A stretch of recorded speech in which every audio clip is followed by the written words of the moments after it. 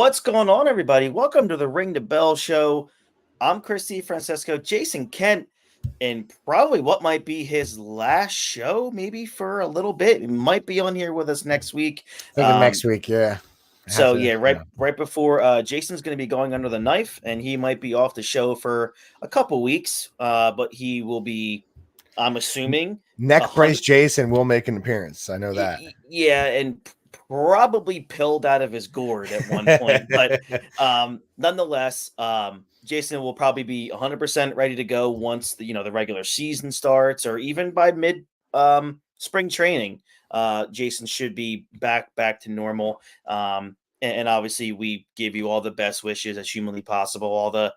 We'll make sure all the prayer warriors of this show are taking care of Jason as he gets a little surgery in a couple weeks. But we have a couple things to talk about. I mean, that's why I think the title of this stream was, my goodness, this offseason is dragging. And I mean dragging.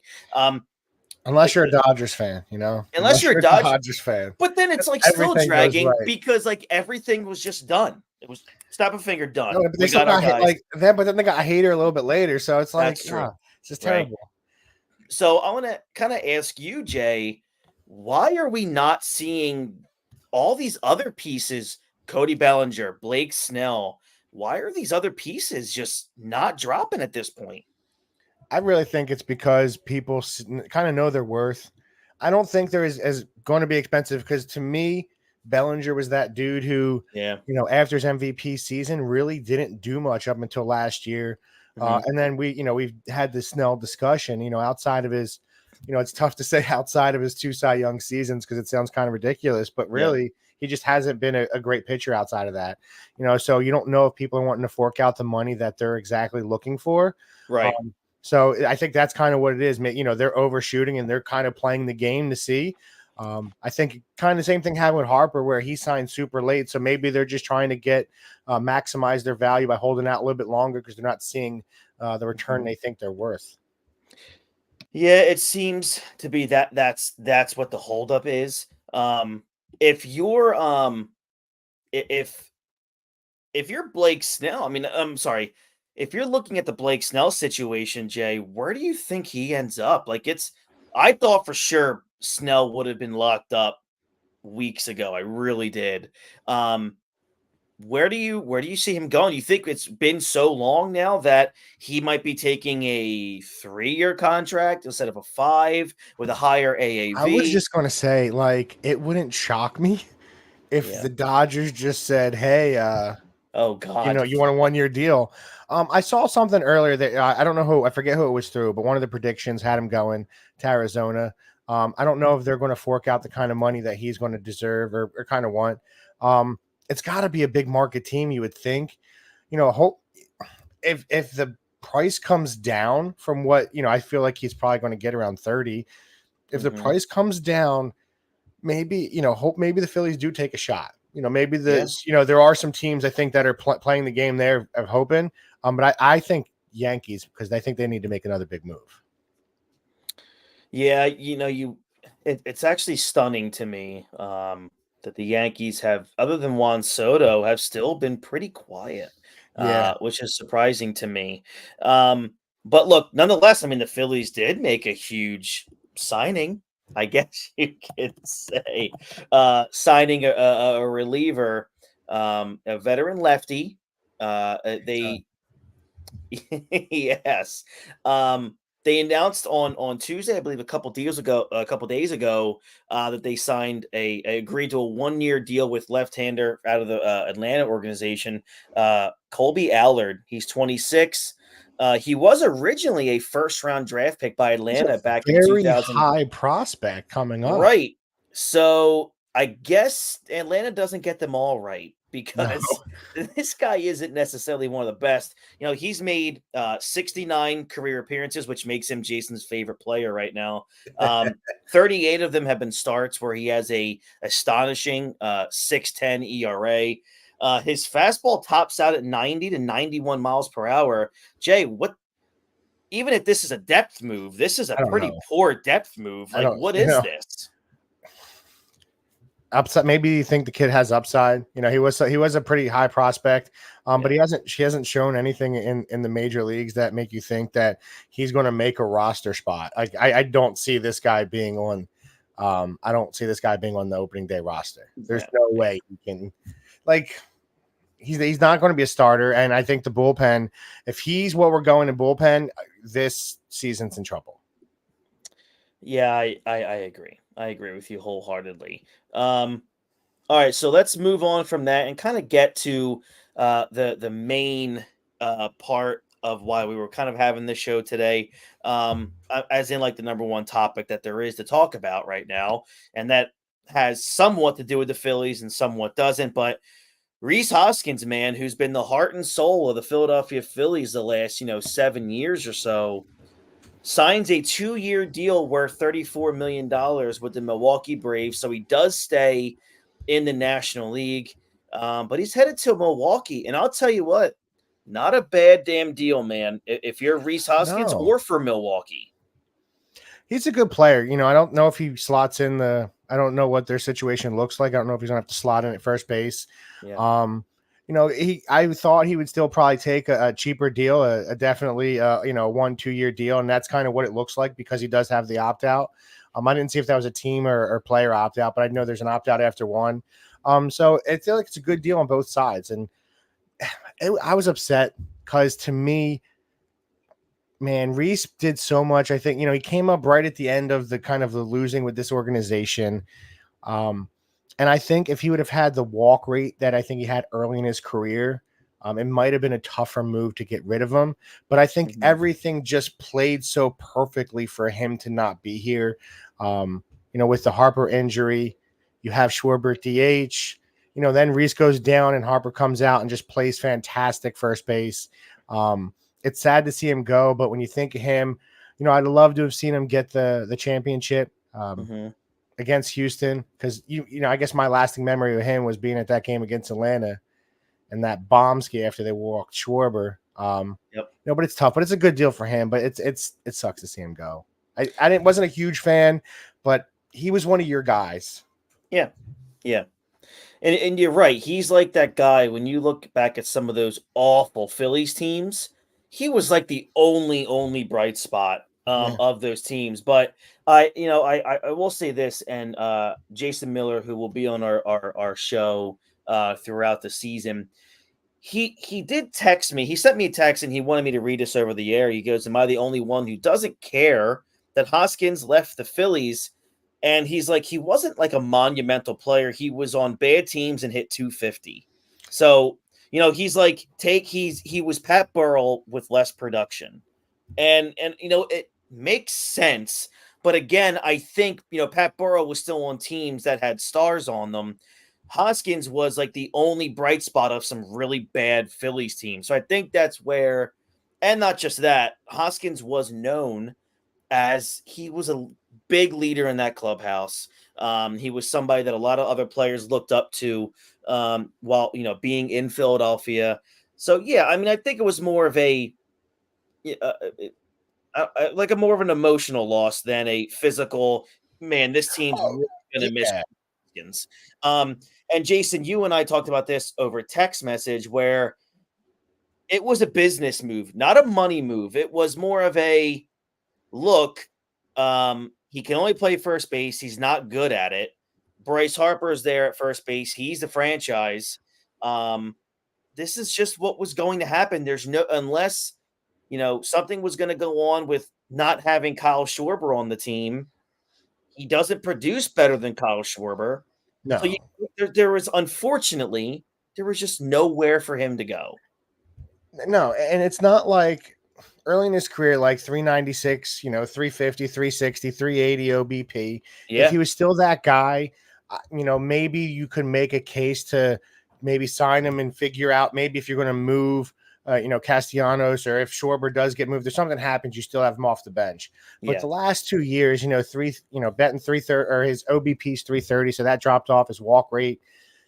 And it was like we had said, I said it earlier, it's perfect storm for Harper to finally take over because you don't want to keep that guy in the outfield. You want to Right. keep him healthy as possible.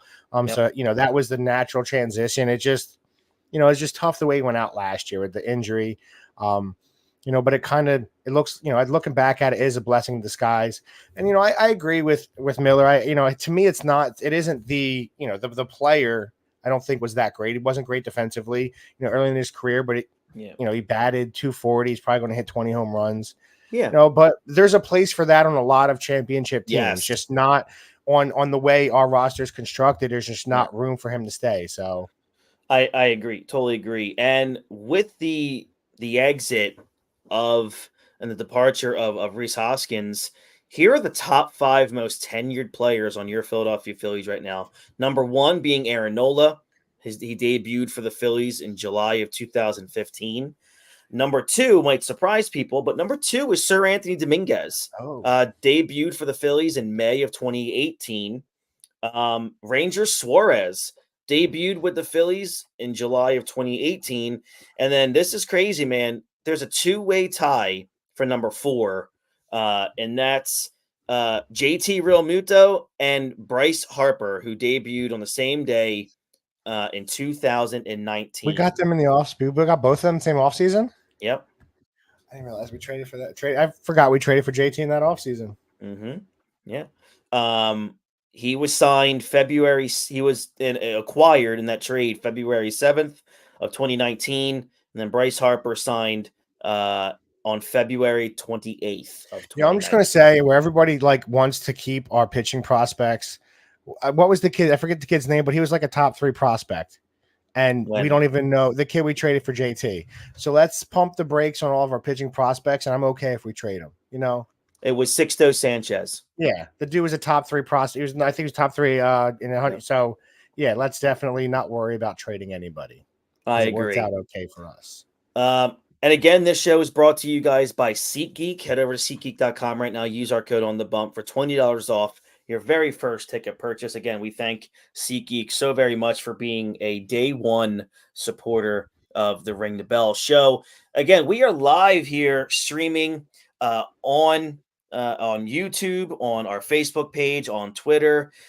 So if you guys are watching on YouTube, please be sure to give us that thumbs up, hit the subscribe button, and ring that bell to get notifications on when we stream, when there's little clips or shorts that are put up on our page. We just want to thank you so much for the over 1.2 thousand subscribers that we have right now. It's just awesome. And the season hasn't even started yet. We're not even at spring training yet, Jason. Yes, 2 weeks. So a report came out earlier today from Zachary Reimer of Bleacher Report, who listed the Phillies as one of the top landing spots for the Cleveland Guardians superstar closer Emmanuel Clase. Is that definitely a player you think the Phillies could go after right now?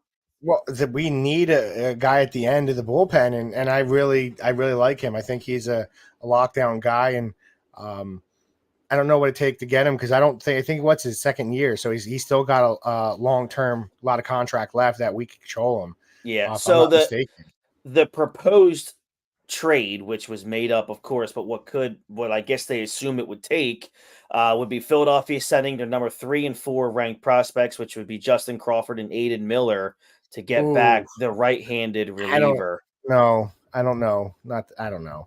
That's tough. I would not be doing that. But, was it Clase or Clase? It's Clase, right? I've seen her to pronounce both ways. So he's under contract for the next 3 seasons with 2 years of club options remaining in the 5-year, $20 million extension he signed with the Guardians in 2022.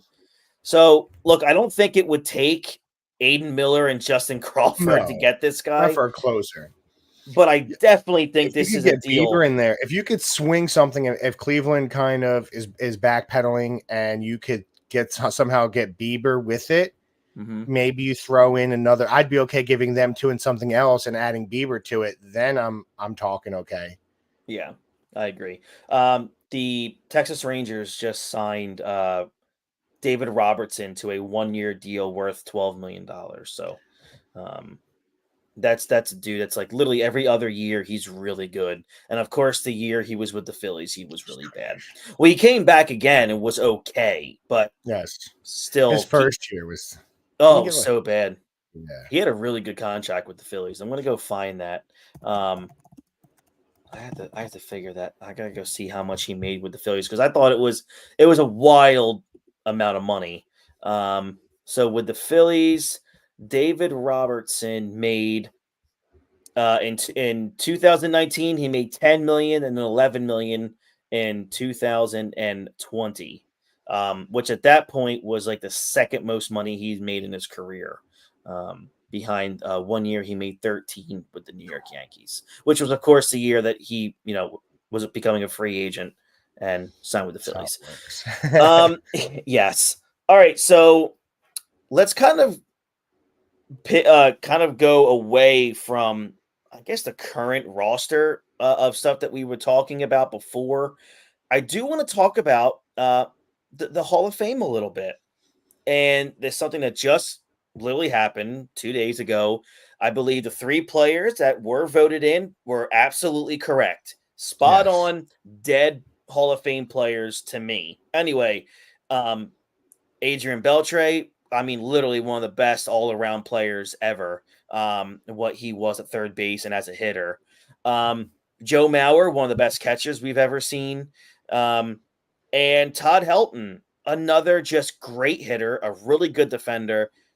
And Todd Helton's the one that that bothered a lot of people because he played at Coors Field. Like that was his fault that he played at Coors Field. No. Yeah. But you look at his splits, and I brought this up to somebody on Twitter that yes, he was like a 330 hitter at home, but he was also a 290 hitter on the road. So he hit the ball quite I well. thought his splits were a little bit more dramatic than that. No, I'll do it for you right now. Because I was looking this up the other day because I remember talking, and I remember it being like, here we go. I'm looking at it right now.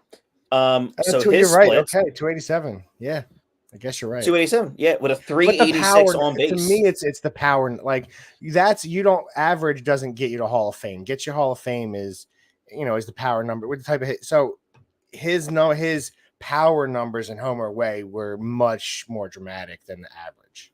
That's true. Correct. Yeah, I agree. I will say what's very impressive about him as well is he was a career 325 hitter against righties and basically a 300 hitter against lefties, which is pretty damn good as a left-handed hitter.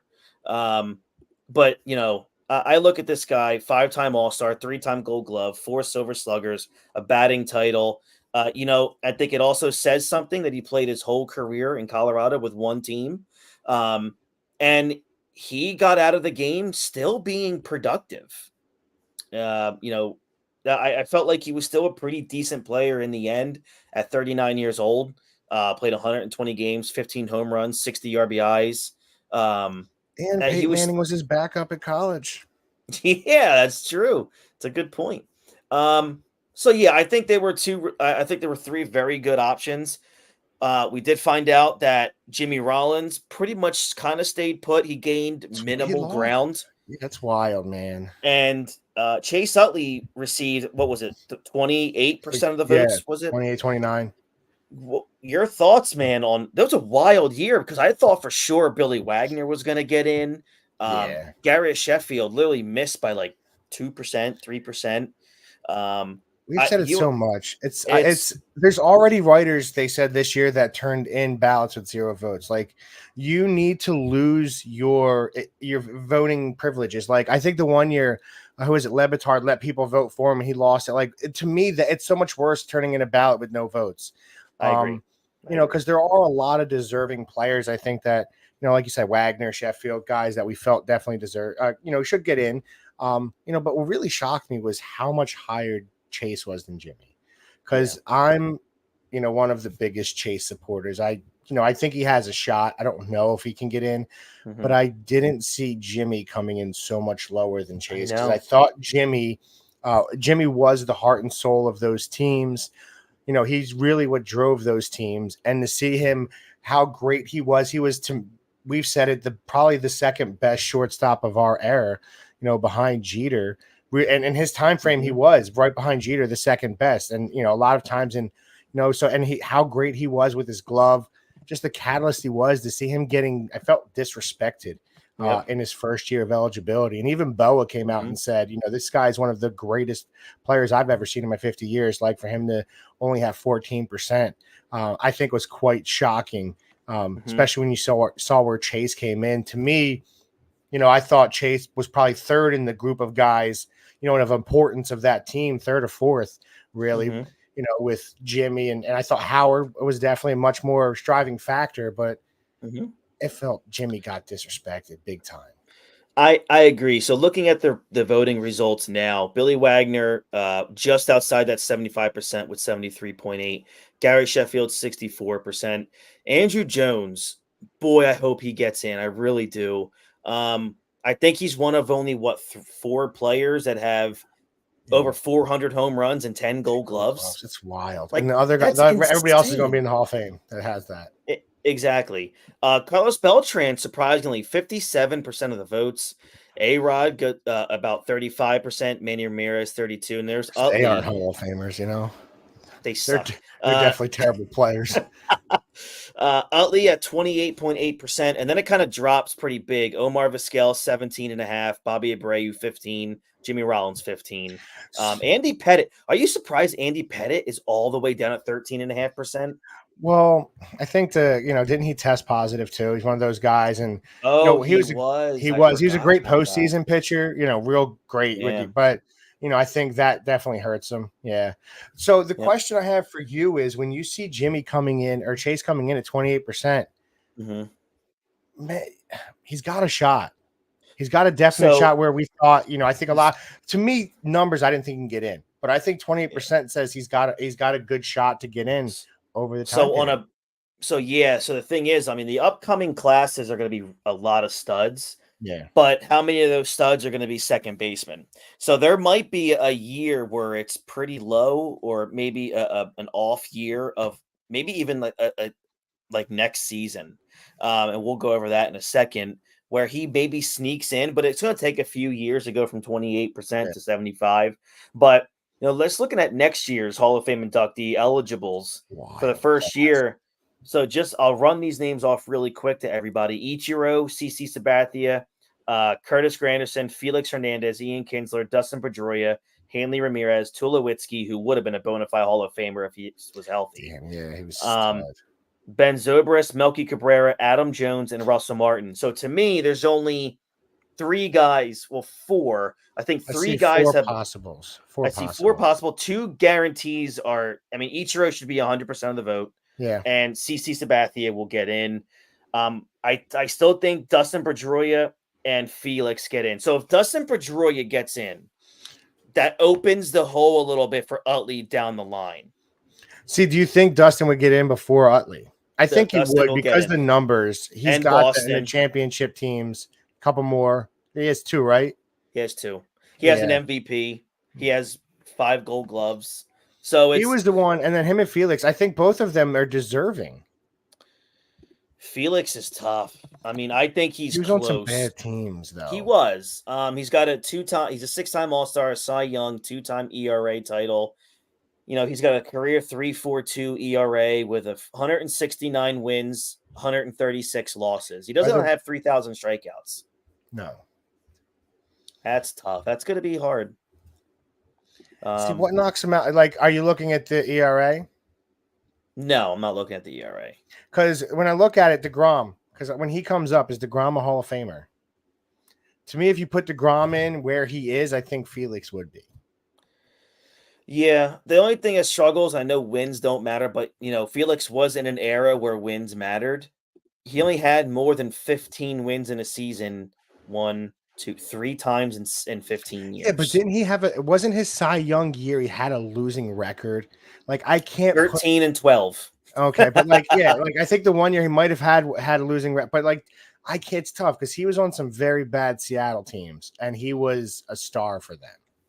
So I will say he had this run, really good run. So from 2009 to 2014, Felix Hernandez was 86 and 56, which is an over 600 win percentage on awful teams, and had a 2.7 ERA.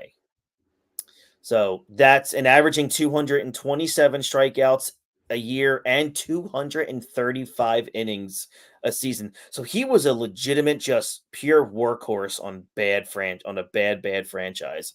Arguably the worst franchise in professional sports. So I mean, other than maybe the Cleveland Browns, who could be the worst in the Seattle Mariners? The Phillies have the most losses in sports history, but at least they have titles. Yeah, it's a good call. You're right. You're right. The Mariners have never even seen a World Series, like an appearance. No. So yeah, Felix might get there. I think it's going to be into an account of who he played for. But I do think Ichiro is a guarantee. CC is a guarantee. I think, in my opinion, Pedroia is a guarantee. Everybody else will almost kind of fall off the ballot after a couple years. Yeah. I've seen people making the case for Ian Kinsler. I heard a couple of that. He doesn't strike me as a Hall. When I watched his career, I don't think Hall of Famer. No, he had 1,999 hits. I feel so bad for him. 4-time All-Star, 2 Gold Gloves, and a 2018 World Series champ. I don't see him even remotely getting anything more than 20% of the votes. So I don't know what kind of argument. Maybe it's some analytics nerd out there. Were you surprised to see David Wright only getting 6.2% of the votes? No, because as much as I respected him as a third baseman, and as being Mr. Met, I don't think he ever jumped off the charts as one of the all-time greats, in league history. Yeah. Man, for a guy as injured as he was, basically a 300 career hitter, a 376 career on base percentage, just under 1,800 hits, 242 homers, 7-time All-Star, 2 Gold Gloves, a Silver Slugger. Boy, if that guy could have just stayed healthy, he literally would have been like Scott. He would have been another Scott Rowland. Who is it? Those numbers. That's David Wright. Oh, was it? Yeah, but he didn't have the defense that. He had Gold Gloves, but you're right. I mean, he was good. Gold Gloves out. He was good, but he was Mr. Met. But I just didn't think he was that guy. No, I understand. I get that. Wow, in 2007, he was an 8 WAR player. That's incredible. Yeah, how dare you, Jason? That guy. I really don't care. Screw the Mets. Yeah. So, yeah, that's where we are. Look, we there's nothing going on, but we wanted to bring you guys an episode. But where do you see now going forward, Jay? Do you see Jimmy kind of hovering around maybe the 15 to 30% marker? Do you see Jimmy gaining ground in any way, shape, or form? It's tough because what's this, year 3 now? Year 3 for him. So he hasn't made a significant jump, which is really makes you wonder if he can get there. Yeah, he was the guy I thought was going to be the Hall of Famer on this team. Yeah. Out of all of them, I thought, okay, Jimmy's the guy. Like if you said Chase would have gotten in, I would have been ecstatic. But I'm like, okay, Jimmy's already there. It seems like Chase may be the guy. I just don't see him gaining so much ground to make it. It stinks because I do believe he was, but I don't know, especially with the next few class. I know that next, like you said, next year's class is real top heavy. I don't know where he goes from here. I haven't seen the next few after that, so probably stays around where he's at. I can't see him gaining much ground next year. I know. I think there will be probably. I think there's a guarantee in my head there will be 3 inductees next year. I think it's for sure. It's going to be I think it's going to be Wagner, CC, and Ichiro for sure. Yeah. So it's just a matter if a Pedroia gains a lot of ground, or if Sheffield all of a sudden. Oh no, wait, that was Sheffield's last season, right? I believe so. He'll have to get in the Veterans Committee. So we'll see what happens that way, but I think for sure we'll get 3 next year. All right, man. I mean, that's all we got for you guys this week, season, baby. This is as fresh of a dead off-season show as we can get, but we wanted to come on here. We had a couple things that we wanted to discuss, especially with Rhys Hoskins finally signing somewhere. Yeah. We'll close the show out with, what was your favorite moment of Rhys Hoskins as a Philly? It had to be, because just live at that game against Atlanta, where they walk Schwarber and he comes up and just spikes the bat. That has to be the defining moment, I think, of his career in Philadelphia.